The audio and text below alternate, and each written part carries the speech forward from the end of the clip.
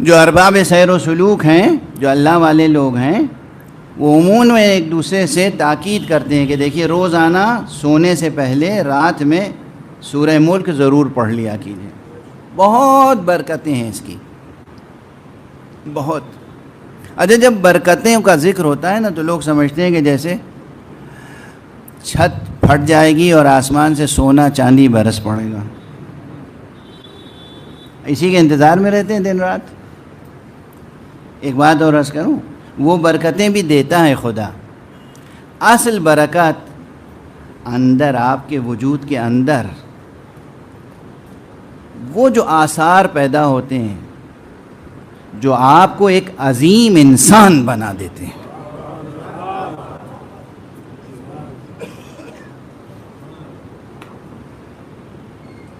کون نہیں چاہتا کہ بڑا آدمی بن جائے، مگر بڑا آدمی کے معنی کیا ہے؟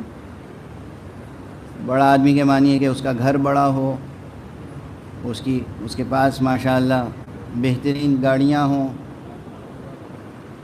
ہیلی کاپٹر ہو، اس کے اپنے گھر کے آنگن میں ہیلی پیڈ ہو اور ہیلی کاپٹر رکھتا ہو۔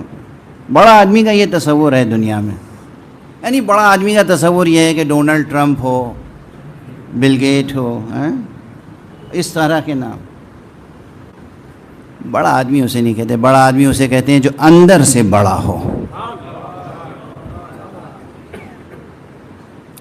بڑا آدمی بڑا جسم نہیں، بڑا بدن نہیں، بڑا انسان وہ ہوتا ہے کہ جس کے اندر اللہ کی صفتیں پیدا ہو جائیں۔ یہ آ گیا نا بڑا سا جملہ، ہلکی ہلکی بات ہو رہی تھی، اب ایک بڑا سا جملہ آ گیا۔ بڑا انسان کسے کہتے ہیں؟ جس کے اندر اللہ کی صفتیں پیدا ہو جائیں۔ ہمارے اور آپ کے اندر اللہ کی صفتیں پیدا ہو سکتی ہیں؟ ہاں بالکل ہو سکتی ہیں، اللہ چاہتا ہے یہی ہے۔ اچھا، وہ کیسے پیدا ہوں گی؟ اس کے بہت سے طریقے ہیں، جن میں سے ایک طریقہ یہ بھی ہے کہ احکام کی پابندی کی جائے، اللہ کا ہر حکم مانا جائے، انسانیت کے معیار کو برقرار رکھا جائے، بد اخلاقی نہ کی جائے، کسی کا دل نہ دکھایا جائے، ہر انسان کو سچی خوشی دی جائے، اور ان تمام سلیقوں کو پیدا کرنے کے لیے جو خاص وزڈم، جو خاص شعور، جو خاص سلیقہ پیدا ہوتا ہے، وہ سلیقہ پیدا ہوتا ہے اللہ کے کلام کو برابر پڑھتے رہنے سے، جن میں سے ایک سورہ ملک بھی ہے۔ اگر آپ یہ سورہ ملک پڑھتے رہیں گے مسلسل تو آپ کے اندر کا شجر انسانی شجر سایہ دار ہو جائے گا، خود بخود وہ شعور پیدا ہوگا، وہ نورانیت پیدا ہوگی، وہ روحانیت پیدا ہوگی، وہ تجلی دلوں پر پیدا ہوگی، اور آپ کے اندر صفات ربانیہ جلوہ بار ہو جائیں گی۔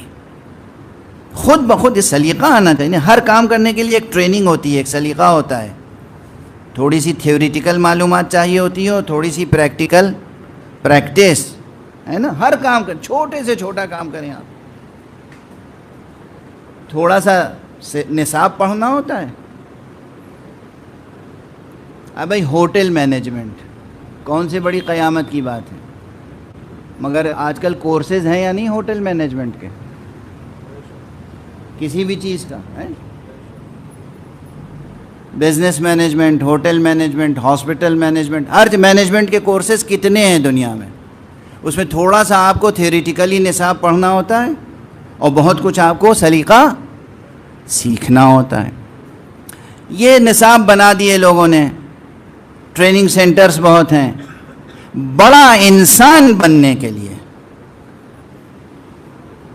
جو نظری اور عملی درس چاہیے، وہ درس کہیں اور نہیں ملے گا سوائے قرآن اور عطرت مصطفیٰ صلی اللہ علیہ وسلم۔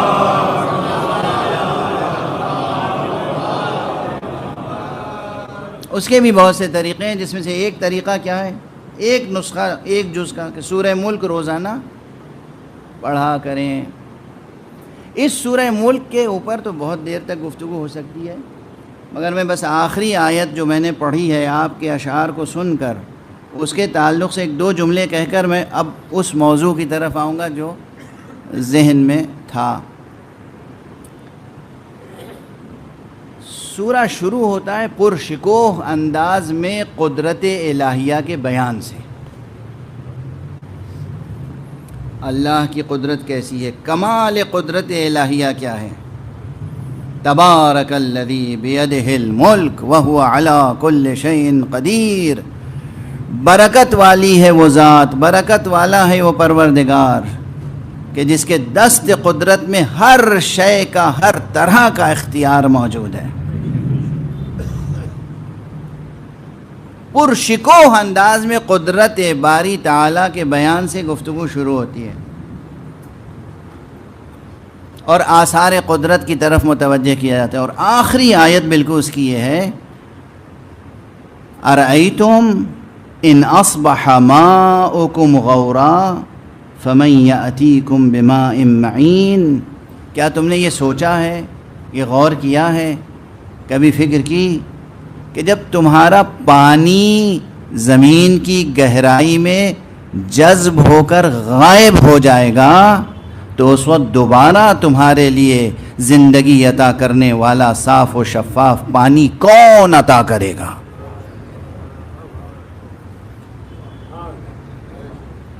یہی قرآن مجید وہ ہے، ایک بلند صلوات پڑھ دیجئے محمد والا۔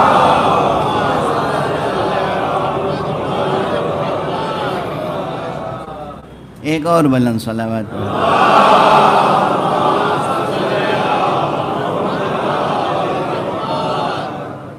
یہی قرآن مجید وہ ہے جس نے ایک مقام پہ یہ بھی کہا ہے کہ وَجَعَلْنَا مِنَ الْمَاءِ كُلَّ شَيْءٍ حَيٍّ، ہم نے پانی ہی سے ہر شے کو زندگی عطا کی ہے، جو آپ اپنے شعر میں فرما بھی رہے تھے، ہم نے پانی سے ہر شے کو زندگی عطا کی ہے۔ یہ قرآن کا بیان ہے، اور پانی پر اور پانی کی عظمت پر اور بھی مقامات ہیں، لیکن یہ مقام جو ہے، کبھی تم نے غور کیا کہ یہ پانی جب غائب ہو جائے گا تو پھر کون ہے جو تمہیں دوبارہ پانی عطا کرے؟ زندگی بخش پانی۔ کیا آیت ہے؟ اس کے دو محمل ہیں، دو پہلو ہیں، توجہ برقرار رکھیے گا جو اہل ایمان ہیں وہ بھی، اور جو حضرات، اگر یہاں کوئی ایسا بیٹھا ہے کہ جو دائرہ اسلام میں نہیں ہے، کیونکہ مجھے ڈاکٹر صاحب نے فرمایا تھا کہ کچھ ایسے حضرات بھی ہوں گے، سبھی طبقے کے حضرات ہوں گے، تو ان کے لیے بھی یہ غور طلب بات ہے۔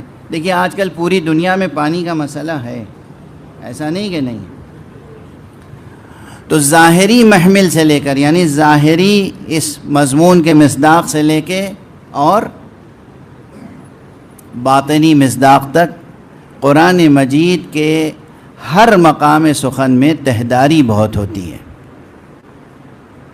اور اس تہداری کو سمجھانے کے لیے میں اکثر ایک مثال دے دیا کرتا ہوں، آپ کے سامنے بھی مثال دے کے آگے بڑھ جاؤں۔ ماشاءاللہ یونیورسٹی کے جوار میں یہ گفتگو ہو رہی ہے، اور بہت ادبی ذوق رکھنے والے لوگ موجود ہیں۔ غالب آپ کی زبان کے شاعر تھے، اردو کے، غالب کے اردو دیوان کی معلوم ہے کتنی شرحیں لکھی گئی ہیں، شرحیں، تفسیریں،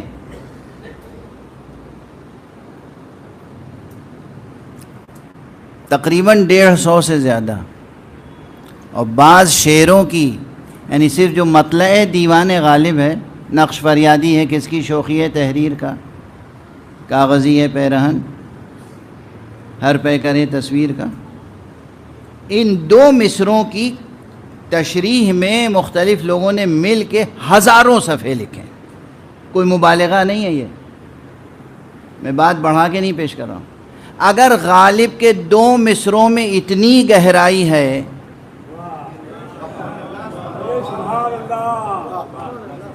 کہ ہزاروں لوگ اس کی تشریح لکھ رہے ہیں، تو خالق کلام و خالق کائنات کے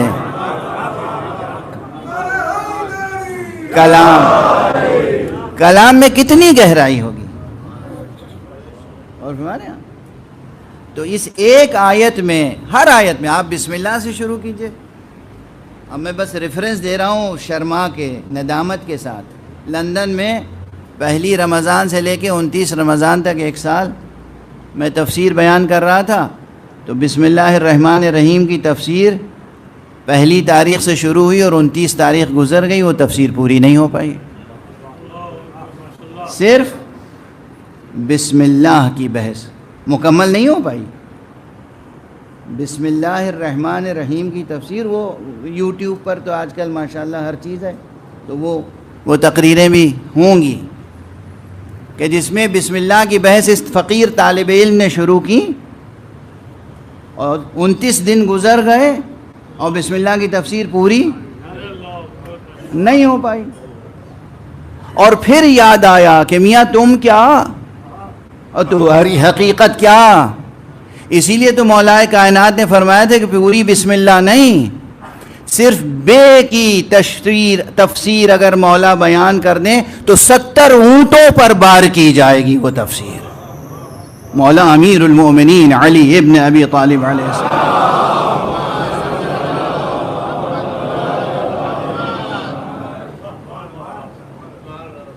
تو بس دست ادب جوڑ کے آپ حضرات سے بھی گزارش ہے کہ ایک تو یہ کہ قرآن پڑھا کیجئے، پھر اس کے ٹرانسلیشنز بھی ڈیفرنٹ ٹرانسلیشن، ڈیفرنٹ جو کمنٹریز ہیں اس پر جو تفسیریں لکھی گئیں ان کا مطالعہ کیا کیجئے. دنیا میں آپ کسی بھی شعبے سے تعلق رکھتے ہوں، خوب سائنس پڑھیے، خوب ٹیکنالوجی پڑھیے، خوب دنیا کے علوم پڑھیے، لیکن 24 گھنٹے میں تھوڑا سا وقت ضرور مقرر کیجئے جس میں آپ اللہ کا کلام پڑھیے اور محمد اور آل محمد علیہ الصلاۃ والسلام کی زندگی کے کچھ واقعات. صلوات پڑھ دیجئے محمد.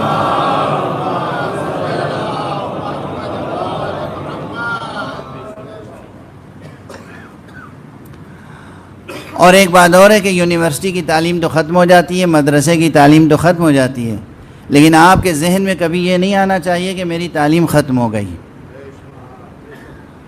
یہ جو 2 درس ہیں نا، قرآن اور اہل بیت کا، یہ ہر وقت ہمیشہ تا حیات قائم رہنا چاہیے. 24 گھنٹے میں تھوڑا وقت ضرور مخصوص کریں جس میں قرآن اور کلام مصطفیٰ، کلام امیر المومنین علی مرتضیٰ، کلام امام حسن مجتبیٰ، کلام حضرت سید الشہداء ابو عبداللہ الحسین.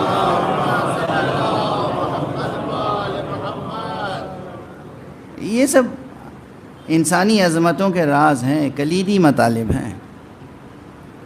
اچھا، اب میں جلدی سے یہ بات عرض کر کے اور اس موضوع پر آؤں جو چند جملے اور عرض کرنے. یہ جو آیت ہے، دیکھیے پانی کا ذکر ہے اس میں. کبھی تم نے غور کیا کہ جب تمہارے